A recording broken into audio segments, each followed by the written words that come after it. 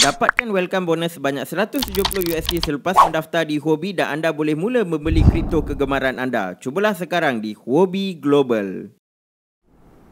Dan Assalamualaikum, salam kripto. Apa khabar tuan-tuan dan puan? So market nampaknya agak menghijau hari ini. Okay, so dia dekat level 21,000 ni lah. So sekarang ni level 21,000 ni dah macam, bagi saya ni macam satu resistance lah. Okay, setiap kali dia pergi 21,000 ataupun 22,000 dia akan drop balik. Okay, so video hari ni saya nak cerita sedikit tentang pengumuman-pengumuman yang akan umumkan pada bulan ini yang akan memberikan kesan kepada market cryptocurrency. Okay, so pengumuman-pengumuman ni yang datang daripada US lah. Okay, sebab sekarang ni negara US ni adalah antara indikator yang penting untuk kita tengok dalam pergerakan market cryptocurrency. Okay, so dalam cryptocurrency punya market ni dah tak macam dulu-dulu level cryptocurrency sekarang ni dia dah bergabung ataupun dia dah boleh dipengaruhi oleh faktor-faktor makroekonomi dan juga polisi kerajaan yang besar macam US. Okay, so kalau kita boleh tengok sentimen makroekonomik ataupun polisi-polisi daripada kerajaan US, kita boleh buat satu keputusan yang bagus untuk kita punya trading ataupun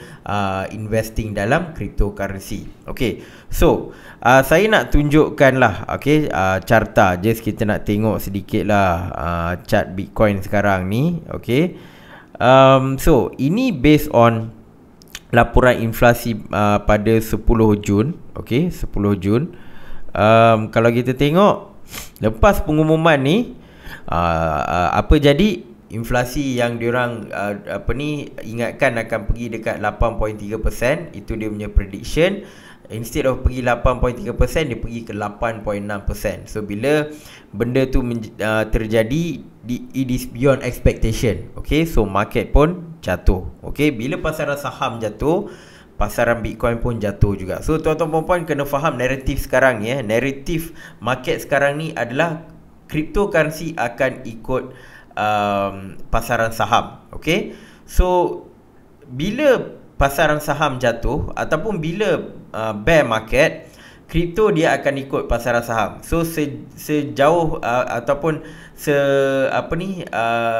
sejauh mana dia turun, sejauh itulah Bitcoin dan juga kripto akan turun, which is a good thing. Okay, sebab apa? Sebab kerajaan US kalau dia nak kill market Bitcoin pun, sebab dia tak boleh kill teknologi blockchain. Okay, sebab Bitcoin behind it is teknologi blockchain. Benda tu dia tak boleh nak bunuh. Tapi pasaran tu dia boleh kacau. Tapi untuk dia nak bunuh pasaran Bitcoin sekarang ni amatlah payah, sebab pasaran Bitcoin sedang mengikuti pasaran saham. Kalau dia nak contoh nak bring down Bitcoin to zero, dia kena bawa pasaran saham to zero juga. So that is impossible. Kerajaan US takkan buat macam tu, sebab ahli-ahli politik kat sana semua pegang banyak share dekat saham. Tuan-tuan dan puan, takkannya nak biar ahli politik kerugian kan? Rakyat rugi tak apa. Saya cerita ahli politik US. Okay, so benda tu is now kita dah boleh keluarkan lah that particular possibility. Okay, nak kata cryptocurrency go to zero, okay, cryptocurrency adalah certain coin akan pergi zero, tapi nak kata Bitcoin go to zero bagi saya amat payah, sebab pasaran Bitcoin sedang ikut pasaran saham. Cumanya persoalan sekarang ni, sejauh mana diorang nak jatuhkan lagi pasaran saham. Okay, so lagi dia jatuh, of course Bitcoin akan ikut. Tetapi ada satu lagi perkara, bila Bitcoin decide nak bergerak ke atas, dan dia boleh bergerak ke atas tanpa ikut pasaran saham. Kadang-kadang sebelum pasaran saham naik, dia akan naik dulu. Especially dalam pasaran saham kita tengok stok berasaskan teknologi ataupun orang panggil tech stock. Kalau benda tu naik sikit, kripto pun akan start naik banyak. Okay, sebab market Bitcoin ataupun cryptocurrency ni dia banyak ikut pasaran saham berunsurkan teknologi. Okay, so itu adalah sedikit naratif ataupun pemahaman yang tuan-tuan puan-puan kena terapkan buat masa sekarang. Okey, so apa yang saya nak bagi tahu adalah akan ada 3 pengumuman untuk bulan ni. Okey, so kalau bulan-bulan lepas saya cerita, okey, kita tengok laporan inflasi, kita tengok laporan kadar faedah daripada Bank Negara US. Okey, so untuk bulan ini ada satu lagi laporan yang tuan-tuan puan-puan kena take note adalah GDP, US Gross Domestic Product. Okey, so laporan ni akan keluar setiap quarter ataupun 3 bulan sekali. Okey, so GDP ni mungkin orang duk pening. Okey, apa ni GDP? Apa ni GDP? Kalau tengok dia kata apa ni? Value of all goods and service produced by the economy. So senang ceritanya, mana-mana negara ni kalau kita nak ukur dia punya pertumbuhan ekonomi, GDP adalah alat ukuran yang universal. Okey, semua bersetuju bahawa untuk kita tahu pertumbuhan ekonomi sesebuah negara, kita gunakan GDP. Basically Gross Domestic Product. So kalau ada apa-apa aktiviti production, kalau ada production dekat negara tu dan hasil daripada production tu boleh jadi servis ataupun produk, okey, dan dia berjaya jual dan berjaya buat duit daripada tu, itu akan masuk ke dalam GDP. Okey, so benda ni adalah benda yang berlaku di dalam negara dan dia kumpulkan semua data-data ni. Contoh kalau tuan-tuan puan-puan ada restoran kan, ada restoran masak, lepas tu bagi orang makan, okey, dan orang tu pun bayar. Okey, so itu adalah contribution untuk GDP. Tuan-tuan puan-puan di mana as a restoran owner ataupun tukang masak memberikan sumbangan kepada GDP, dan orang yang datang makan yang membayar pun memberikan sumbangan kepada GDP. Okey, so kalau aktiviti yang sama juga which is memasak dan juga makan. Tapi kalau tuan-tuan puan-puan aktiviti yang sama buat dekat rumah, contoh kan, masak lepas tu anak-anak semua makan, itu tak masuk dalam GDP. Okey, so benda-benda yang kita panggil unpaid labor ni tak masuk dalam GDP. Lagi satu benda yang tak masuk dalam GDP ni adalah aktiviti yang haram di sisi undang-undang. Contoh dadah jual beli dadah semua ni, dia memang bagi aliran duit kan, bagi dia punya ni production, tapi dia tak masuk dalam GDP sebab benda tu adalah benda yang illegal. Okey, so ni lebih kurang lah nak bagi sedikit konteks on GDP. So GDP ni dia akan ada 4 measurement yang orang akan guna. Satu adalah in terms of consumption lah. Consumption ni macam contoh saya bagi kedai makan tadi. Okay, lagi satu adalah on investment, pelaburan. Okay, so apa-apa aktiviti pelaburan akan memberikan sumbangan kepada GDP. Lagi satu adalah export. So kalau negara, kalau kita buat export kan, so net export ni adalah antara faktor yang contribute pada GDP jugalah. Okay, dan yang terakhir adalah government spending. So kerajaan berbelanja dan sebagainya, itu pun akan memberikan productivity untuk negara. So dia masuk dalam GDP. So ini just secara ringkas lah GDP. Okay, so kalau kita tengok dekat sini, apa kaitan dengan ekonomi, apa kaitan dengan kripto kan? Kaitan dia macam ni tuan-tuan dan puan. Kalau GDP negatif ataupun GDP turun, maksudnya ekonomi lemah lah. Kalau GDP tu tinggi ataupun meningkat, maksudnya ekonomi bagus. Okay? Dan bila kita tengok dekat chart ni, apa yang chart ni tunjuk sekarang ni adalah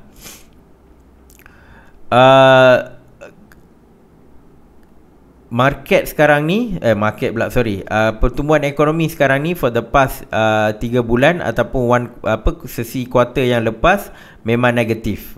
Memang negatif. Okay, so sebelum ni pernah berlaku negatif, which is pada tahun 2020 dia negatif, lepas tu dia dah positif balik. Dia tak kekal lama. Okay, ini saya tunjuk based on GDP, tapi yang nak tengok betul-betul kita boleh tengok real GDP lah. Okay, so kalau kita tengok tuan-tuan puan-puan kena ingat tarikh ni, Julai 28 di mana laporan ini akan keluar. Adakah negatif ataupun positif?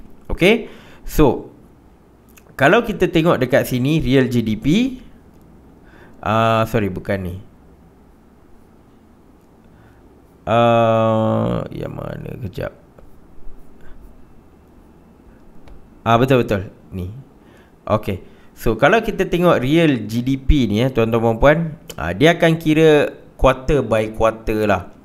Okay, so kalau kita tengok dari 2018 memang dia memang positif je. Okay, tetapi pada tahun 2020 tuan-tuan pun tahu kenapa kan? Sebab COVID. Okay, so bila waktu tu COVID sangat-sangat barulah, Wuhan time tu baru meletup kan, dengan kes dan sebagainya, dan dia merebak ke US. By quarter 2 ni banyak negara dah kena. So kita pun banyak kena duduk kat rumah kan, work from home, dan ada yang tak boleh buka kedai dan sebagainya. Bukan je kat Malaysia, malah seluruh dunia sedang mengalami lockdown. So of course kuranglah production, productivity semua kurang. Jadi GDP pun jatuh dengan mendadak. Okay, tetapi pada quarter 3 2020 pula tiba-tiba naik secara mendadak pula. Sebab apa? Sebab vaksin. Ramai dah kata waktu tu dah nampak sinar bahawa vaksin akan dihasilkan dan sebagainya, dan orang pun dah slowly mula adapt dengan work from home dan sebagainya. Lepas tu certain tempat pun dia dah pandai dah. Dia kata okay, macam kilang apa semua ni continue operation dan sebagainya. So benda dah better manage, well managed lah. So GDP pun naik mendadak. So apa yang hilang waktu quarter 2 ni, by quarter 3 ni dah recover balik. Dan lepas sejak tu dia maintain dekat positive side lah. Okay, positive side which is dalam 5%. Okay, average dalam 5%. Even Q4 2021 pun still positif. Tetapi Q1 2022 tahun ni dia dah start negatif dah. Okay, dia dah start negatif tuan-tuan dan puan. Jadi kalau macam kita tengok Q1 and Q2 ni, 2 kuartal berturut-turut dia menunjukkan downturn ataupun negatif. Okay, so maksudnya keadaan sangat serius. Okay, dan kalau benda ini berlaku juga untuk this quarter, okay, kalau Q2 2022 pun menunjukkan sama macam ni, then dia dah macam menunjukkan recession tu dah confirm dah, kemelesitan ekonomi ni dah hampir confirm. Okay, dan lagi satu kita kena faham, Q1 dan Q2 ni berlaku dengan keadaan lockdown. Okay, sebab COVID. So sebab lockdown, jadi kita fahamlah kenapa GDP tu rendah. Okay, tetapi kali ini kalau dia negatif juga, okay, dan dengan keadaan lockdown dah tak ada, semuanya dah boleh buat economic activity macam biasa, tetapi kalau still rendah juga, maksudnya dia adalah towards recession. Okay, sebab tu GDP ni sangat-sangat penting. Sebab kalau pengumuman GDP nanti bagi tahu negatif, dan tuan-tuan puan-puan bersedia untuk market kripto jatuh lagi. Sebab apa? Sebab kalau negatif, of course banyak pasaran saham especially, dan juga pasaran-pasaran lain akan go towards downturn. Okay, so itu adalah on the GDP. Okay, dan lagi satu saya nak share dekat tuan-tuan puan-puan, GDP ni adalah indikator yang sangat-sangat bahaya. Okay, bukan bahaya lah, kita boleh tengok apa situasi yang akan berlaku. Okay, contoh kalau dulu-dulu orang selalu kata zaman the Great Depression kan, tahun 1930 kan. So dia kenapa dia dipanggil Great Depression? Sebab jangka masa dia lama. Tengok dari 1930 sampai 1933. Ni 3 tahun. 3 tahun dalam keadaan yang teruk. Actually dia dari tahun 1928 sampai 1938. Tapi keadaan yang paling gawat adalah this particular 3 years. Dari 1930 sampai 1933. Sejak daripada tu dia tak ada sesuatu yang dalam jangka masa yang lama. Okay, selalunya kalau recession pun, okay, ni 2 tahun. Yang ni 1945 setahun, yang ni pula dalam 2 tahun. Dia selalu setahun atau 2 tahun. Okay, dan paling teruk last pun tahun 2008 lah. Okay, 2008 ni zaman Bitcoin tak lahir lagi, ataupun zaman Bitcoin baru lahir 2009 macam tu kan. Okay, so 2008 2009 paling teruk lah. Ni due to housing market bubble. Okay, so sejak daripada tu memang tak ada recession, tak pernah ada recession. Okay, even waktu COVID jatuh ni pun dia cepat je recover. Dia ada macam kita panggil V-shape recovery. Okay, yang ni pun alahai sikit je, satu strip ni je, dia tak sampai setahun pun. Mungkin dalam masa 3 bulan atau setengah tahun, lepas tu dah recover. Okay, so kalaulah recession start berlaku, kalau contoh dia produce GDP negatif juga for this quarter and another quarter pun negatif juga, then dia akan start macam ni lah, macam ni. Okay, something like 2008, 2009, 2 tahun. Okay, dia dekat that state. Okay, so benda ini boleh berlaku tuan-tuan puan-puan. Apa yang kita boleh relate sekarang ni adalah bukanlah tahun 1930 sampai 33, itu memang dah teruk sangat, itu depression dah. Tapi most likely macam tahun 2008 ke 2009. Yang menariknya, Bitcoin tak wujud sebelum 2008-2009. Bitcoin wujud selepas 2009. Jadi apa pun yang akan berlaku selepas ini dari sudut kegawatan ekonomi ataupun recession adalah sangat-sangat menarik dan sangat-sangat baru untuk pasaran kripto.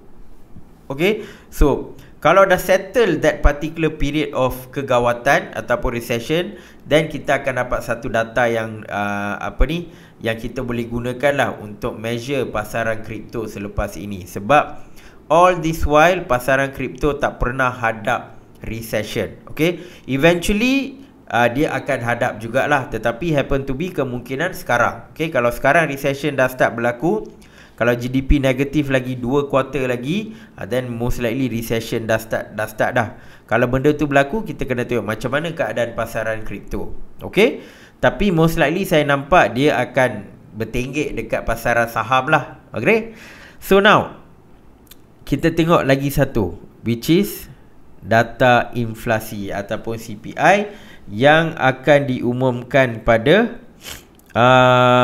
Julai, 13 Julai. Okay, data untuk bulan Jun akan diumumkan pada 13 Julai dan forecasted adalah 8.7%. Okay, so based on meeting FOMC ni, ni geng-geng bank negara US, Jerome Powell semua bincang-bincang, and then diorang forecast 8.7%. Maksudnya laporan inflasi 8.6. Most likely bagi mereka inflasi belum capai the peak. Diorang rasa maybe 8.7% is the peak. Okay, so kalau pada 13 Julai nanti, dalam masa berapa, 4-5 hari ni, dia mencatatkan 8.7%, then saya nampak market takkan react banyak sangat lah, sebab benda tu dah expected. Okay, tapi kalau macam bulan lepas, diorang kata ataupun diorang forecast 8.3, tiba-tiba 8.6, tu yang jadi kat sini. Ni contoh apa yang berlaku. Okay, so benda ni boleh berlaku lagi tak? Boleh. Kalau dia forecast 8.7, tengok-tengok actual 9%, habis dia akan drop lagi teruk. Okay, sebab kebanyakan market akan crash that time. Kalau pengumuman dia 9%, saham jatuh, gold, semualah namakan akan jatuh. Okay, dan of course crypto ataupun Bitcoin akan ikut juga. Okay, so sangat penting apa data yang akan keluar. Okay, dan lagi satu, bila benda tu semua dah berlaku, Fed interest rate. Okay, so Jerome Powell, Bank Negara US, akan bagi tahu lah berapa banyak basis point kita nak naikkan. Okay, sebab bagi diorang ataupun bagi kerajaan US, untuk menyelesaikan masalah ekonomi adalah dengan menaikkan kos pinjaman. Sebab cara lain diorang tak tahu. So kerajaan US nak selesaikan masalah simple je. Yang pertama, print banyak duit. Okay, bila dah terlampau banyak print banyak duit, lepas then dia akan naikkan kadar faedah. Dua tu je dia buat style dia. Okay, dia tak ada style yang lain. Okay, sebab mana-mana negara sistem ekonomi dan sebagainya, dia based on demand and supply. Okay, so bila you print duit banyak, kita panggil monetary supply. Sangat-sangat tak bagus. Okay, dia akan menyebabkan value currency tu akan jatuh. Okay, tapi bila you tak kawal kan value tu jatuh, then you terpaksa bunuh demand dengan menaikkan kadar interest rate. Okay, so bila kadar interest rate ni dinaikkan secara banyak dan sebagainya, maka ada setengah orang yang akan terkorban. Okay, dan sekarang ni kita nampak apa yang dilakukan oleh US terpalit dekat Malaysia juga. Okay, nak tak nak semua kena hadap apa yang berlaku dekat US. Kalau bank negara US naikkan diorang punya Fed interest rate, bank negara Malaysia akan naikkan OPR. Okay, kita tak boleh nak salahkan ahli politik dan sebagainya. Buatlah sesuatu, diorang pun tak boleh buat apa-apa. Sebab benda ni, apa yang berlaku dekat Malaysia is basically impacted dengan apa yang berlaku dekat US, apa yang berlaku dekat global economy. Okay, yes, sebagai pembangkang, kalau saya ahli politik pembangkang, memang banyak hujah lah. Sedap lah nak cerita, nak goreng kan, nak dapatkan support. Yes, by all means, of course, ahli politik boleh gunakan kesempatan ni lah. Dah lah orang kata pilihan raya pun dekat kan. Kita tak tahulah tarikh dia kan. Orang kata pilihan raya dekat, boleh gunakan benda-benda ni sebagai hujah politik. Tapi setengah orang ataupun mungkin orang zaman sekarang dah pandai lah. Okay, diorang takkan percaya ahli politik bulat-bulat. Diorang faham apa yang berlaku dengan situasi sekarang dan sebagainya. Dan as a politician, ahli politik takkan banyak membantu pun. Okay, so apa yang kita sebagai orang biasa, rakyat marhen ni, kita kena tengok apa sentimen pasaran ekonomi dan sebagainya, dan kita kena buat persediaan yang rapi lah. Okay, persediaan in terms of jangan ambil banyak hutang. Sekarang ni bukan masa untuk berhutang. Kalau berhutang, dan kita yang akan sakit. Okay, so berbalik kepada Fed interest rate ni, dijangka kenaikannya adalah 75 basis point lah. Okay, 75 basis point, 50 ke 75. Itu yang dibincangkan dalam FOMC meeting yang lepas. Okay, so kalau dia buat kenaikan pun sebenarnya market dah jangka dah. Okay, market dah price in dah. Fed raise interest 70 basis point. Okay, so kalau 75 75 basis point. So kalau naik 75 basis point, then market saham ke apa-apa, dia dah price in dah that particular thing. Okay, so takkan ada banyak perubahan lah, unless basis point dia adalah 100 basis point. Kalau 100 basis point tuan-tuan puan-puan, ni 1.75 kan, dia jadi tiba-tiba 2.75. Okay, 2.75. Then dah boleh gelabah dah. Okay, then boleh gelabah. Sebab last 75 basis point dari 1 jadi 1.75 kan. So ni lepas ni tambah pula lagi 75. Okay, so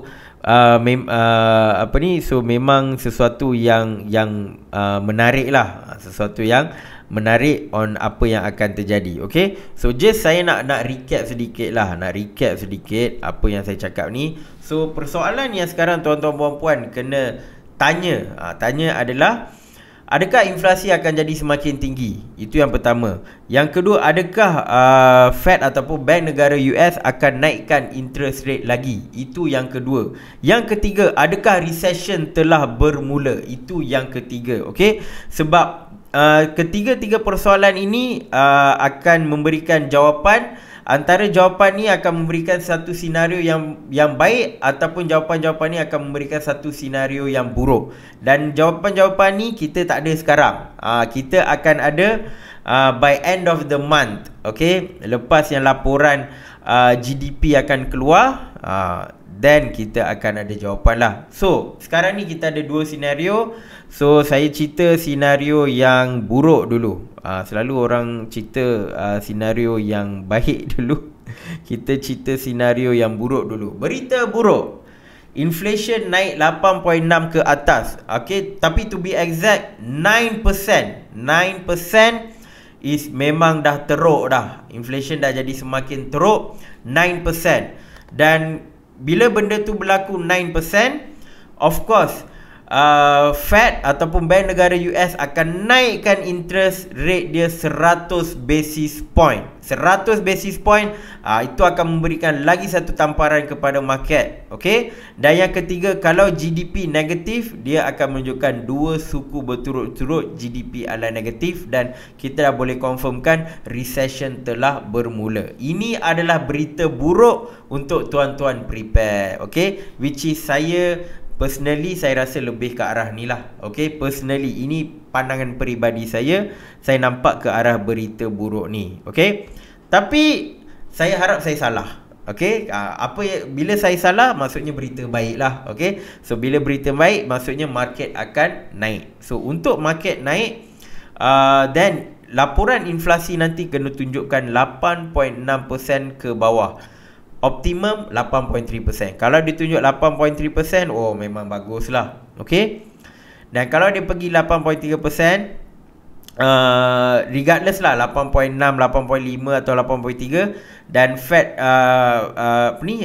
Fed dia akan naikkan interest rate ke 75 ataupun mungkin lebih rendah, just 50 basis point. Kalau 8.3, maybe dia naikkan just 50 basis point. Okey.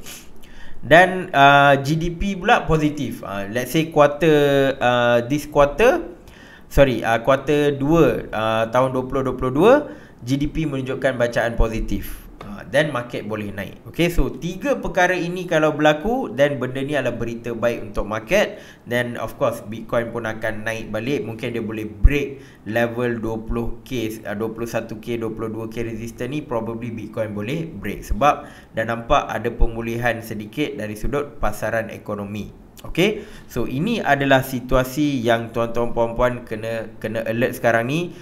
Satu persoalan, 2 kemungkinan. Okay, so hopefully tuan-tuan puan-puan dapat input dan dapat bersedia untuk sebarang kemungkinan pada bulan ini dan juga bulan-bulan seterusnya, sebab saya nampak kemungkinan ada something big yang akan berlaku lah. Sebab saya tengok berita pun dah pening dah dengan Perdana Menteri UK letak jawatan, bekas Perdana Menteri Jepun kena tembak. Okay, so benda ni saya tak nampak macam coincidence. So nampak macam ada sesuatu yang akan berlaku after this.